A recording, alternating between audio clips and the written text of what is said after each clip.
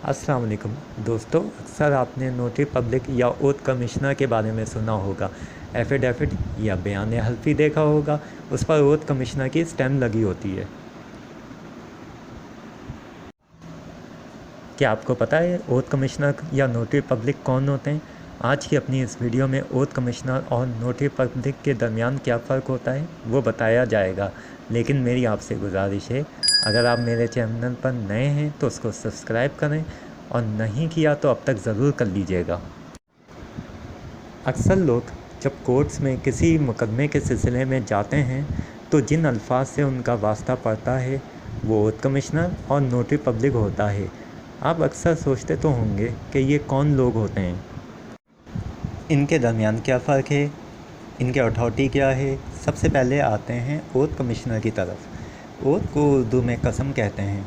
ये कसम तहरीरी सूरत में खाई जाती है और ओथ कमिश्नर इस तहरीरी कसम को अटैच या तस्दीक करता है।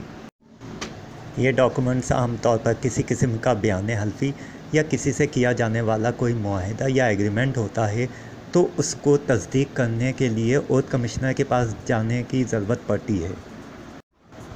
ये अल्फाज आम तौर पर इस्तेमाल होते हैं। ओथ कमिश्नर असल में वकील होता है जिसको ओथ कमिश्नर के इख्तियारात होते हैं।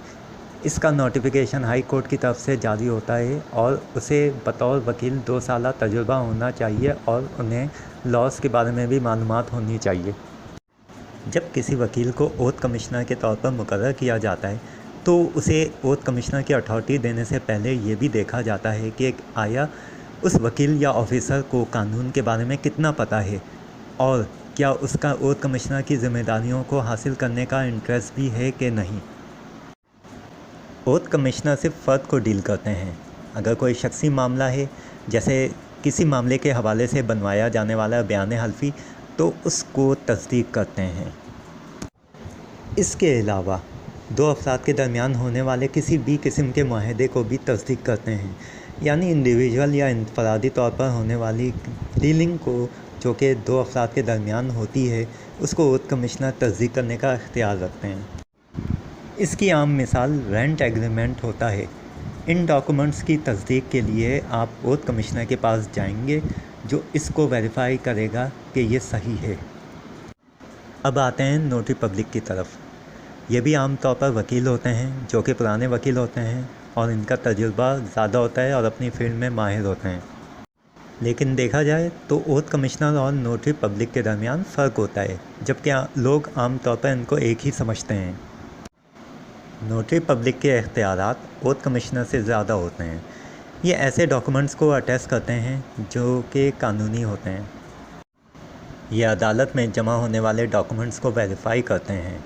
ये जिन डॉक्यूमेंट्स को वेरीफाई करते हैं उनमें सेल डीड, कैश से मुतालिक डॉक्यूमेंट्स या ऐसे कागजात या मुआहदे जो कंपनियों के दरमियान होते हैं, या कंपनियों के लीगल मामलात के मुतालिक जो भी कागजात होते हैं उनको नोटरी पब्लिक वेरीफाई करता है।